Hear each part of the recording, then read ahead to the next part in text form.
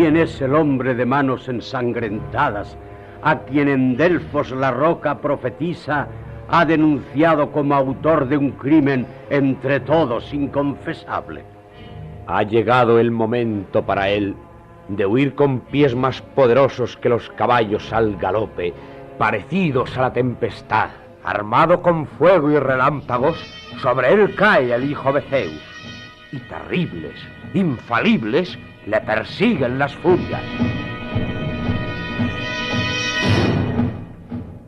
Radiante sobre las nieves del Parnaso, se ha oído una voz que ordena a todos que persigan al criminal misterioso. Pero la inmortal voz, sin tregua, zumba alrededor de sus oídos.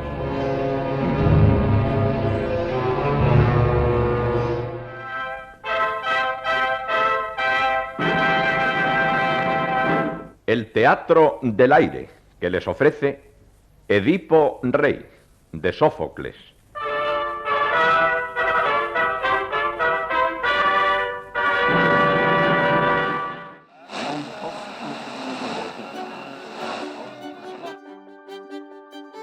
Durante buena parte del siglo XX, en diferentes contextos sociales y políticos, la radio española se convirtió en el altavoz del mundo clásico, recreando en las ondas diversas obras de Sófocles, Eurípides o Aristófanes, llevando a los oyentes populares en muchas ocasiones por primera vez los ecos de la Grecia clásica, que se mezclaban con otras funciones populares, música o programas de entretenimiento. En esta época, obviamente, se escuchaba muchísimo la radio en todos los hogares, la gente se reunía en torno a la radio y se escuchaban las radionovelas para niños, para mujeres. Se busca un tipo de radionovela que sea culto. Muy importante y extraordinaria porque la gente no conocía el teatro clásico. Y fue como llevar el teatro clásico a través de la radio a la casa. Si no, la gente no se hubiera enterado de Edipo, ni de Tiestes, ni se hubiera enterado de los grandes y maravillosos espectáculos de Mérida, con las obras clásicas. Todo eso se divulgaba a través de la radio. Se utilizan los textos de autores clásicos para emprender acciones de vanguardia, quizás porque son textos muy fijados, con mitos muy fijados que están en la memoria colectiva. Al fin y al cabo, las vicisitudes de las telenovelas de entonces y de ahora, todas proceden del teatro clásico. Si queremos acceder a las fuentes de nuestra cultura, debemos ir ahí. Y ahí vemos cómo el individuo se enfrenta a sus propios problemas y cómo se enfrenta también a la sociedad. Esa es la razón por la que sigue gustándonos, sigue atrayéndonos el teatro griego. Las adaptaciones de los clásicos comenzaron a desarrollarse en España en los primeros años del siglo XX.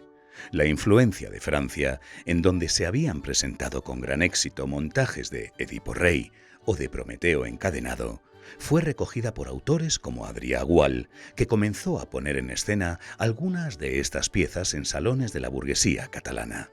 Con ese bagaje, en el año 1903, se representó por primera vez, pero en un teatro privado, el Edipo Rey. Y en ese momento se intenta reteatralizar las obras de los clásicos griegos, considerados nuestros antepasados, del modo más cercano posible que pudiera ser entendido por un público amplio.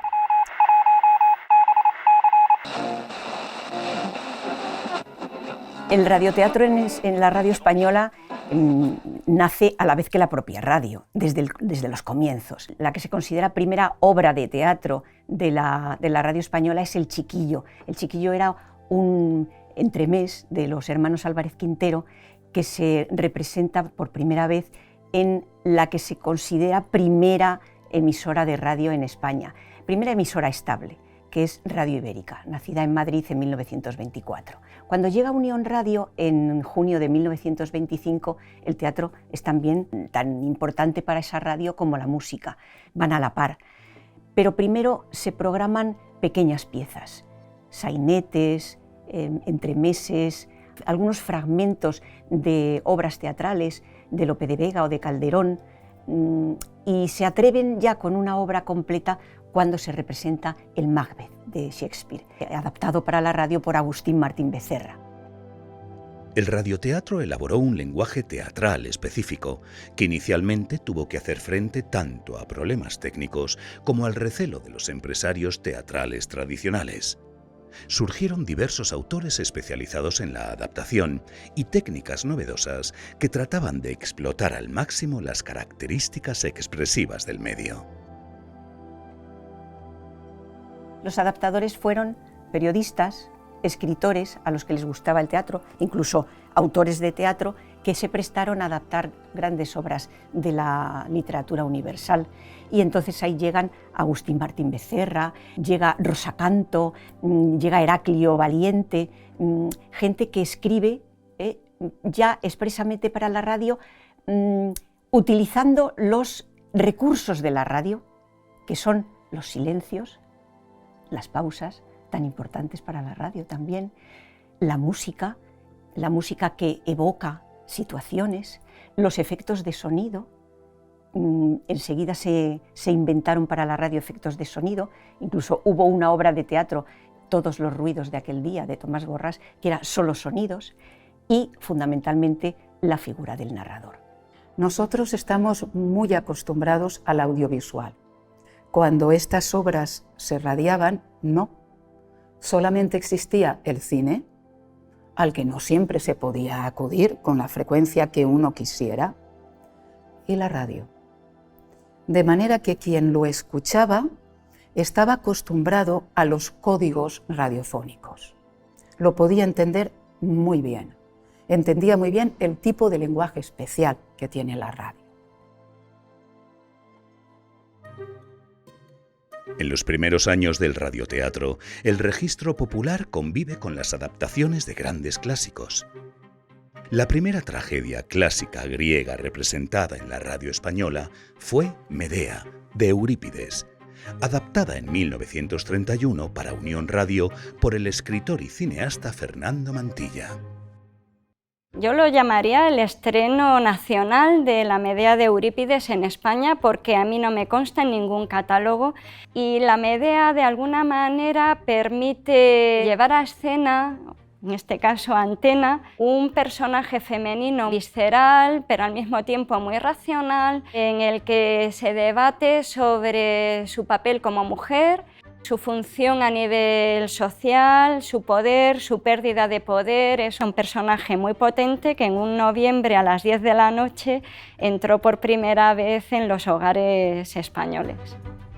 En el mismo periodo se emiten también dos comedias griegas de Aristófanes, Las nubes, en 1926, y Pluto, en 1932, ambas adaptadas por Agustín Martín Becerra.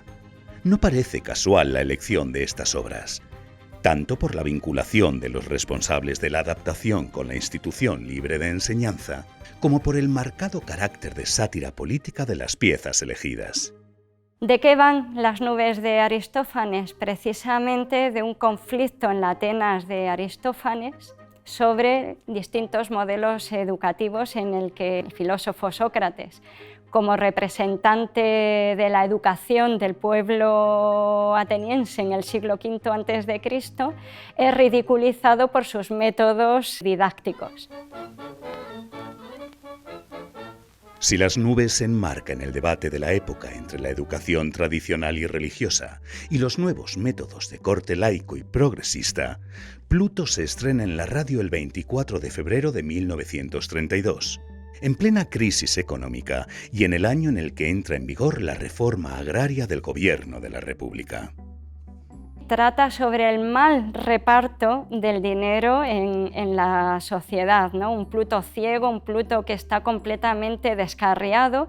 Aristófanes es un autor que se presta mucho a ser representado en momentos de crisis. La fantasía de Aristófanes es tal que permite su representación en momentos en los que el caos es lo que reina, en lo que todo sale por los aires, salta por los aires. Y Pluto debió ser un acontecimiento, porque la propia revista Ondas, que era el órgano oficial de Unión Radio, donde aparecían todas las guías de programación, dedica una página completa a este acontecimiento, explicando la biografía de Aristófanes, haciendo una crítica de la obra, e incluso llega a decir en un momento determinado esa crítica: se dice que este Pluto mantiene un lenguaje comedido, limpio de obscenidades y una sátira menos cáustica y mordaz, como queriéndole decir al oyente que podía emitirse porque era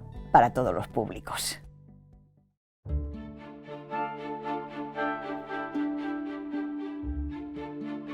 En 1933 se produce un hito en la historia cultural de España con el estreno mundial de La Medea de Séneca, adaptada por Miguel de Unamuno y puesta en escena por la compañía de Margarita Xirgu y Borràs.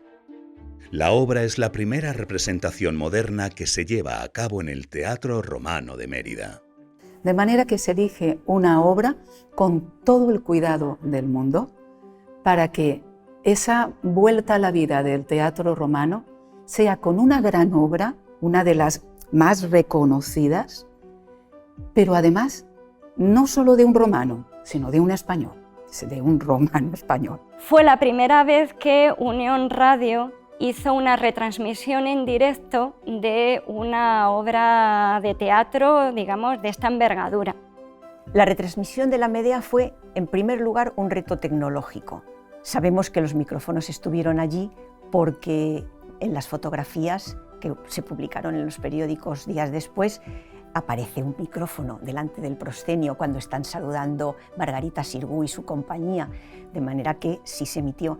Se emitió además para todas las emisoras que ya formaban Unión Radio. Unión Radio se había convertido en una cadena. Era más difícil todavía, costó mucho dinero y defraudó tanto a los periódicos como a la propia Unión Radio, por el gasto excesivo que había tenido para la República, hacer ese capricho, decían, de la Xirgu. Para la radio, sin embargo, lo que más pena dio fue que no hubo ninguna referencia a que la radio española, por primera vez en la vida, había retransmitido un acontecimiento de esas características. El estallido de la Guerra Civil en 1936 provoca una catástrofe a todos los niveles. La radio, como principal medio de difusión, se pone al servicio de la población civil, convirtiéndose en un medio fundamentalmente informativo y también propagandístico. Las diferentes emisoras quedan sometidas al poder vigente en las diversas zonas. La Guerra Civil pulveriza todas las guías de programación. Todo lo que ha sido programación hasta ese momento queda anulado por las consecuencias de la guerra. Sin embargo, hay que decir que la radio siguió emitiendo y Unión Radio en Madrid emitió todos los días de la guerra. Pero claro, emitió pues todo tipo de partes de guerra, de informaciones, y también hubo teatro. Y el teatro era o bien teatro representado en la propia emisora o bien el teatro que el Altavoz del Frente, que fue el movimiento cultural que creó el Partido Comunista durante la Guerra Civil, el Altavoz del Frente representaba obras desde el Teatro Lara y Unión Radio tenía una conexión con el Teatro Lara para dar estas pequeñas obras. De manera que la radio siguió subsistiendo en esos momentos tan complicados, con los bombardeos, con los cambios de sede, con todos los problemas que tuvo, siguió haciendo radio y no dejó ni un solo día de emitir hasta que fue intervenida el 28 de marzo de 1939 por las tropas ganadoras. Finalizada la Guerra Civil, hay que volver a hacer radio normal, podríamos decir, bajo la férrea vigilancia de la censura. Unión Radio se convierte en la SER y tiene su mayor competidor, que es la radio oficial, que es Radio Nacional de España. El teatro sigue formando parte de las emisiones de la radio en España. En 1942 nace el Teatro del Aire, en la SER, con Antonio Calderón. Ahí empieza, digamos, la leyenda de Antonio Calderón, que ha sido uno de los grandes de la radio española. Y el Teatro del Aire es ese teatro que no tiene escenario, que no tiene butacas, pero que conecta directamente las voces de la radio con el oído y la imaginación del oyente. Y paralelamente nace el Teatro Invisible de Juan Manuel Soriano, otro de los grandes de la radio, y nace en Radio Nacional. Conviven esos dos tipos de teatro radiofónico, que lo que hacen es catapultar a la cadena SER como la cadena más escuchada de España durante muchas décadas. Es una radio en la que te podías encontrar escuchando Antígona de Sófocles, y a los 20 minutos pues escuchabas un capítulo más de Ama Rosa.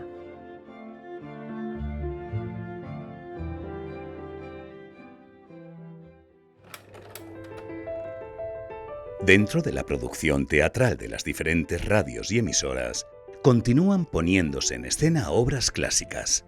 La primera de la que se tiene noticia en la posguerra es una adaptación de Las Troyanas de Eurípides, realizada en Radio Barcelona en febrero de 1949. Es una tragedia en la que el dramaturgo ateniense reflexiona sobre la suerte de las vencidas después de la guerra de Troya. Las troyanas han sido utilizadas para mostrar el sinsentido de la guerra, para mostrar que, una vez se ha vencido, hay que saber gestionar la victoria. Por esa razón, las troyanas pueden ser utilizadas para hacer una llamada a la concordia, pero también pueden ser utilizadas para hablar de los desastres de todas las guerras que en esos momentos se estaban librando. El Teatro del Aire, que les ofrece Edipo Rey, de Sófocles. Afortunadamente para la cadena SER, las emisiones de teatro, los radioteatros de toda esa edad de oro del teatro radiado, que fueron los años 50 y 60, se conservaban. Y al escucharlas nos dábamos cuenta de que estaba el reparto completo, la adaptación, la música, los actores, cada uno en sus papeles. Las versiones de Edipo Rey y Edipo en Colono, que el director Luis Durán lleva a cabo en los años 60, están adaptadas por Rosa Alavedra, periodista, escritora y traductora que ya había trabajado en Unión Radio durante la República.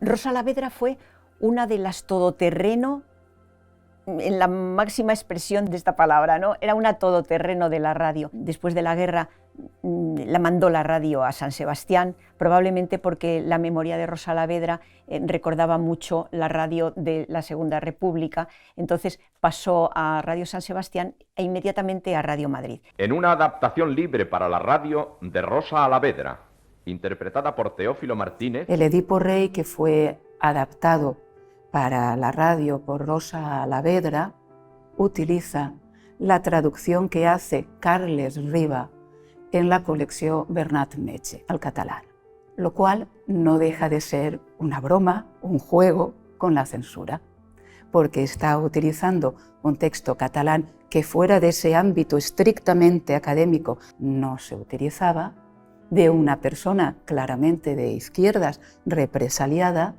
y lo está utilizando para una obra de amplia difusión, que se va a radiar, que va a llegar a todos los hogares. La censura era total. Todos los guiones que se custodian en la cadena SER de esa época llevan el sello de pase sin lo tachado.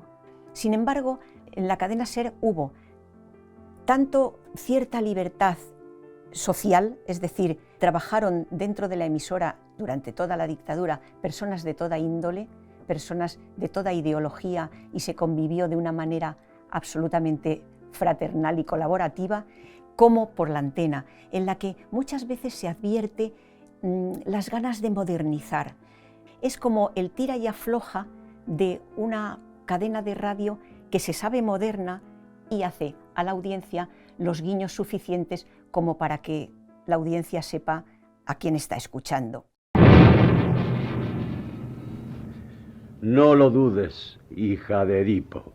Vuestra desgracia despierta nuestra piedad por igual hacia los dos. Pero tememos a los dioses y no nos atreveríamos a retirar lo que hemos dicho. Nombres brillantes o fábulas halagadoras que solo corren de boca en boca para desilusionarnos. la ciudad de Atenas, más que ninguna otra religiosa, más que ninguna otra acogedora y pronta a socorrer al extranjero afligido, ha olvidado para mí sus virtudes. Cada época adapta los textos probablemente con su gusto y seguramente con las exigencias de la élite, digamos, intelectual, pero también de las necesidades artísticas. Constituye una innovación muy importante el tomar directamente la traducción de un texto de Sófocles, directamente pasarla a la radio, frente a la obra de Pemán que hubieran esperado tener normalmente, que es una obra, sí, con ropaje clásico, vale, ropaje clásico, pero de teatro convencional nos encontramos con una obra que es clásica en sentido puro, con sus personajes, sus escenas. La única modificación, obviamente, es que el coro está representado por una persona. Pero no está lejos el que va a desenmascararle. He aquí que traen hasta nosotros al divino intérprete que, único entre los hombres, ha recibido el don de la verdad.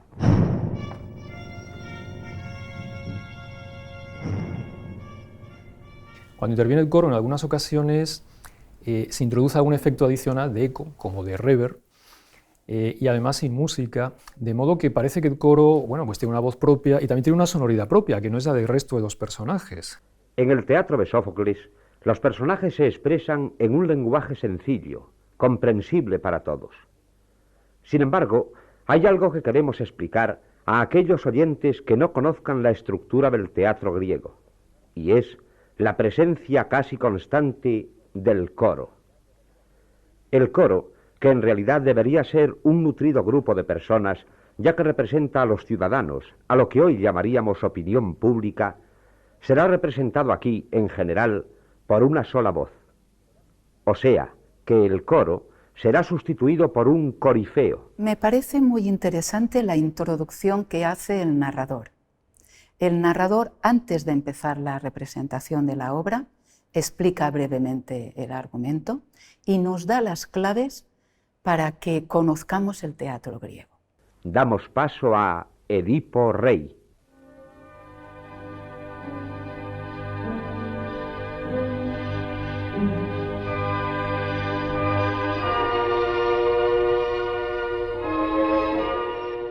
La música que se utiliza es música de cine, es música de películas, casi todo. Hay alguna excepción, pero muy pocas. Casi todos son bandas sonoras de películas, y esas películas son, en su mayor parte, Ben-Hur y Espartaco.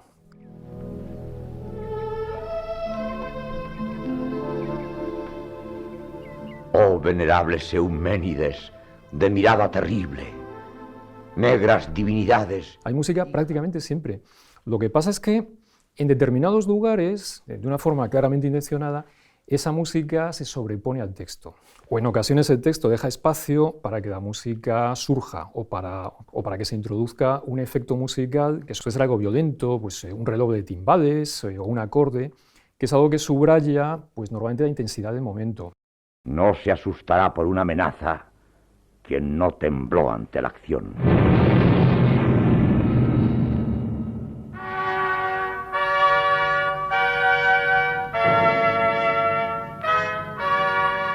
La cadena SER, con el auspicio de la Embajada de Francia en España, presenta en su ciclo de teatro contemporáneo francés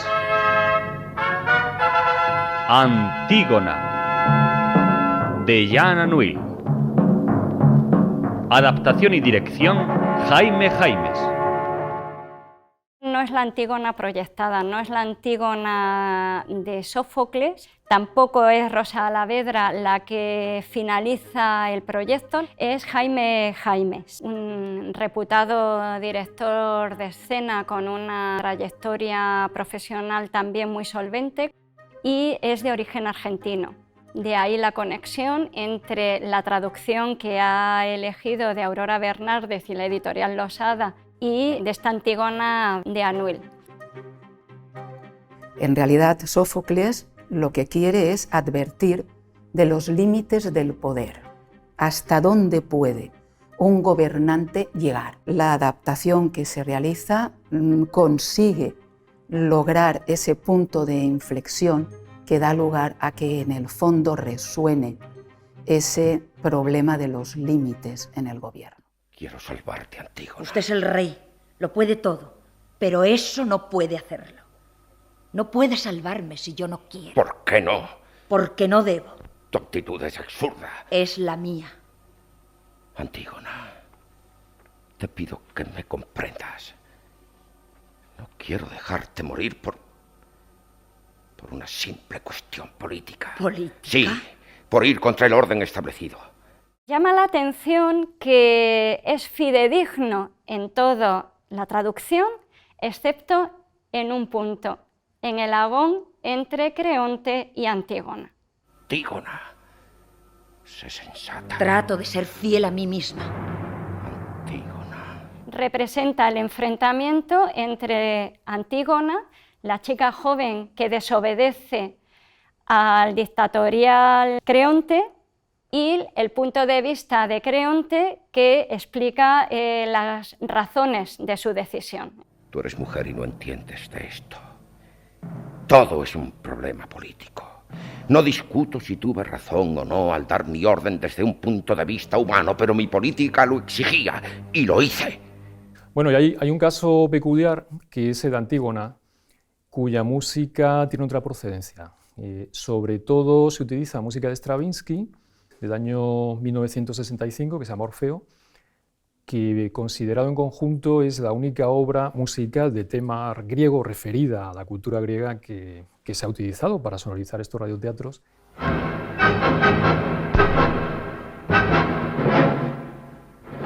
¡Padre! Olvídala, Aemón. Olvídala, hijo mío.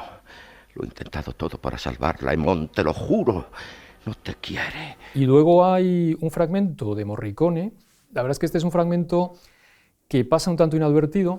Es una sonoridad más bien experimental.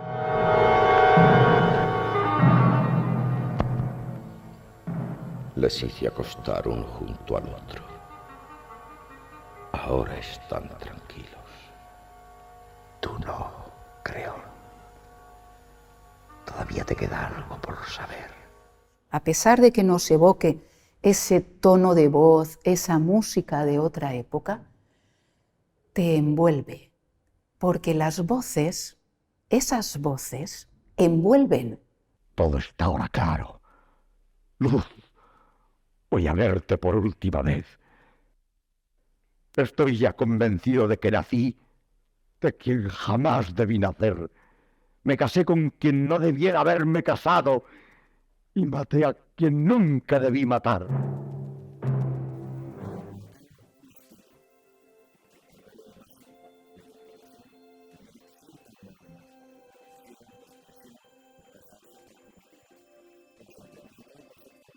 Acabaron especializándose de tal manera que, bueno, conocemos hoy, por ejemplo, el oficio de doblador, que sería probablemente las primeras grabaciones que tenemos de este tipo de material, que son de los 60, están interpretadas por gente que ya tiene, no digamos tics, pero sí ya un oficio muy concreto que es el de doblar.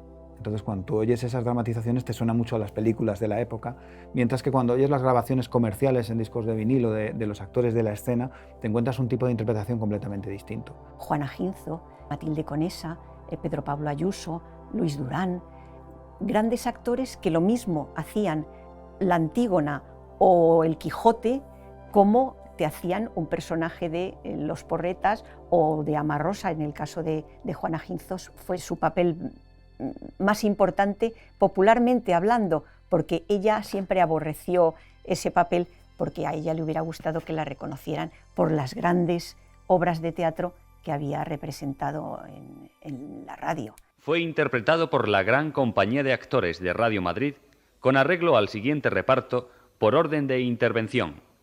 Antígona, Juana Ginzo. ¿Quién sabe si no se contagiarán otros al escucharme? ¿Qué esperas para hacerme callar? Para llamar a los guardias.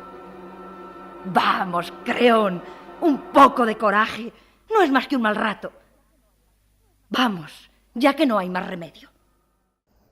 Como bien decía Valle Inclán, donde no llega la razón, llega el sonido de la palabra. Ese sonido, solo el sonido, hace que te llegue al alma. Mucha gente se pregunta por qué murió el radioteatro, que tuvo ese éxito tan clamoroso en los años 50, 60, principios de los 70. La mujer ya no está en casa en los horarios en los que normalmente se emitían radionovelas. Luego está la musicalización de la juventud y finalmente la propia democracia. Nacen los programas informativos ya afortunadamente en libertad. El radioteatro quedó ahí de una manera residual, con algún apunte, pero sí que es verdad que aquella edad de oro de los años 50 pues había desaparecido.